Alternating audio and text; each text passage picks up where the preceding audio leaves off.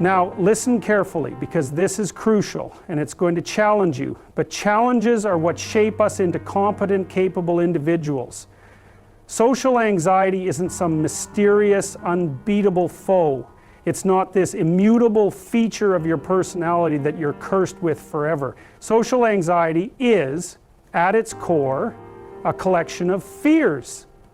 Fears about judgment, fears about inadequacy, fears about rejection, and fear fundamentally is something that can be addressed, confronted, and mastered. First, understand this: when you feel socially anxious, your mind is lying to you. It's presenting the world as though it's hostile, as though every person in that room is ready to scrutinize you under a microscope. But the truth is far less intimidating. Most people aren't thinking about you at all. They're thinking about themselves. They're worried about how they look, how they're coming across. They're grappling with their own insecurities. This is a profound realization because it shifts your perspective. You're not under constant surveillance. You're a participant in a shared human experience where everyone else is just as fallible and vulnerable as you are. But knowing that intellectually isn't enough. You've got to act on it, and this is where courage comes into play. Courage isn't the absence of fear. It's action in the face of fear. If you wait for the fear to vanish before you take a step forward, you'll wait forever. So what do? You start small. You expose yourself to the situations that make you anxious gradually and systematically. Maybe it's starting a conversation with a stranger. Maybe it's speaking up in a meeting. Whatever it is, you've got to practice. Exposure is the antidote to fear. Now, some of you might say, but it's just too overwhelming. I can't face it, and that's understandable. Social anxiety can feel paralyzing. But the key here is to break the problem down into manageable parts. Don't aim to conquer the entire mountain in one leap. Just take the next step. Can you make eye contact with someone today? Can you hold it for 2 seconds longer than you normally would? That's progress, and progress compounds. Each small victory builds on the last, and over time you find yourself capable of things that once seemed impossible. Another critical component is competence. When you're socially anxious, it often stems from a fear of being judged as inadequate. So ask yourself, in what areas of my life do I feel incompetent? What skills could I develop that would increase my confidence? Maybe it's learning how to articulate your thoughts more clearly. Maybe it's improving your posture, your tone of voice, or your ability to listen. These are all skills, and like any skills, they can be honed through deliberate practice. The more competent you become, the less vulnerable you feel. Now let's talk about the role of honesty. Social anxiety often leads people to put on a mask, to present a version of themselves they think will be accepted. But this strategy backfires because it's inauthentic. People can sense when you're not being genuine, and it makes them uneasy. Paradoxically, the more honest you are about your insecurities, the more people are likely to respond with understanding and empathy. Imagine telling someone, I get really nervous in social situations, but I'm trying to get better at it. What's the worst that can happen? Most people will admire your courage and relate to your struggle. Authenticity is disarming, and it's the foundation of meaningful connections. You also need to consider your environment. Are you surrounding yourself with people who encourage your growth, or are you stuck in toxic social dynamics that reinforce your anxiety? It matters who you spend time with. Seek out individuals who challenge you in a constructive way, who push you to be better, who support your efforts to overcome your fears. These people are rare, but they're worth finding. And once you find them, invest in those relationships. Show up for those people, and they'll show up for you. Another factor to address is your self-talk. What's the narrative running through your head? Is it a stream of criticism and self-doubt? If so, you've got to rewrite that script. Your thoughts shape your reality, and if your mind is constantly feeding you negative, self-defeating messages, you're going to stay stuck. Practice replacing those thoughts with ones that are more constructive. Instead of thinking, I'll never be able to do this, tell yourself, I'm learning, I'm growing. Every step I take brings me closer to where I want to be. It's not about blind positivity. It's about being realistic and optimistic at the same time. And let's not overlook the importance of your physiology. Your body and mind are deeply interconnected. If you're not taking care of your physical health, it's going to be harder to manage your anxiety. Are you sleeping enough? Are you eating nutritious foods? Are you exercising regularly? These might seem like basic things, but they have a profound impact on your mental state.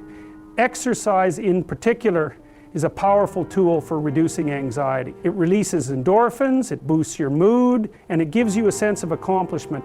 It's hard to overstate how much of a difference these habits can make.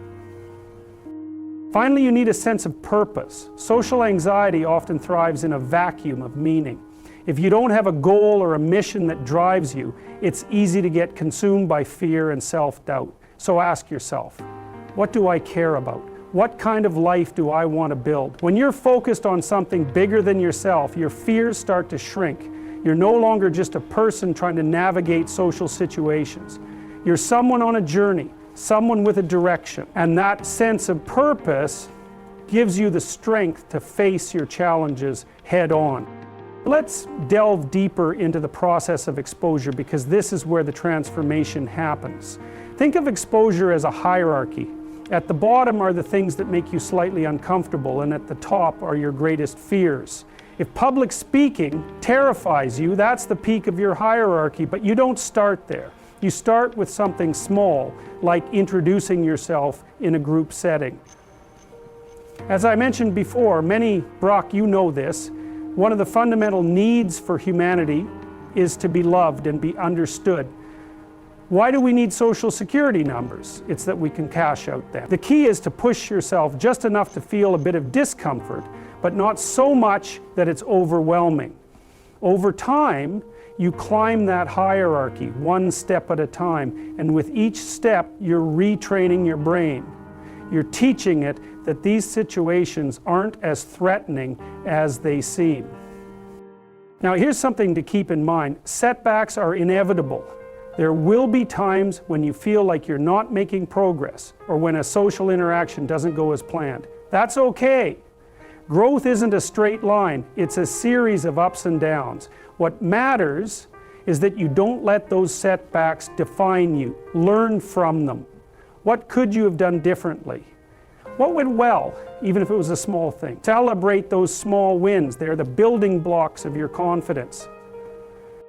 It's also important to practice mindfulness. Social anxiety often pulls you into a spiral of negative thoughts and what-ifs. Mindfulness helps you break that cycle. It teaches you to stay present, to focus on what's happening right now rather than worrying about what might happen. You can practice mindfulness through meditation, but it can also be as simple as taking a few deep breaths and grounding yourself in the moment. What can you see, hear, feel right now? This practice anchors you and helps you navigate anxious situations with a clearer mind. And let's not forget the power of preparation. If you're walking into a situation that makes you nervous, preparation can be your ally. If it's a meeting, take time to organize your thoughts and anticipate potential questions. If it's a social event, think about a few topics you could bring up in conversation. Preparation gives you a sense of control, and that control can significantly reduce your anxiety. But remember, preparation is a tool, not a crutch. Don't let it become an excuse to avoid taking action. Another element to consider is visualization. Athletes use this technique all the time to enhance their performance, and it can be just as effective for social anxiety. Before entering a challenging situation, close your eyes and visualize yourself handling it with confidence. Imagine yourself speaking clearly, making eye contact, and connecting with others. This isn't about creating unrealistic expectations. It's about priming your mind for success. Visualization helps you build a mental blueprint for how you want to act, and that blueprint can guide you in the moment. Now let's discuss the importance of gratitude. Anxiety often narrows your focus to what's wrong, to what's missing. Gratitude broadens that focus. It reminds you of what's good in your life, of the progress you've made. Take a few minutes each day to reflect on what you're grateful for. Maybe it's a supportive friend, a small victory, or simply the fact that you're making an effort to improve.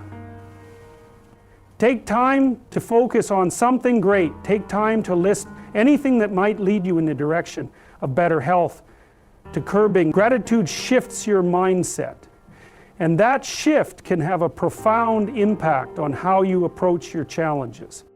Let me be clear, overcoming social anxiety is not about becoming a different person. It's about uncovering the person you already are, the person who's been buried under layers of fear and doubt. It's about reclaiming your right to show up in the world authentically and unapologetically. It's a journey, and like any journey, it's going to take time, effort, and resilience. But it's a journey worth taking because on the other side of it is freedom. Freedom to connect, to express, to live fully.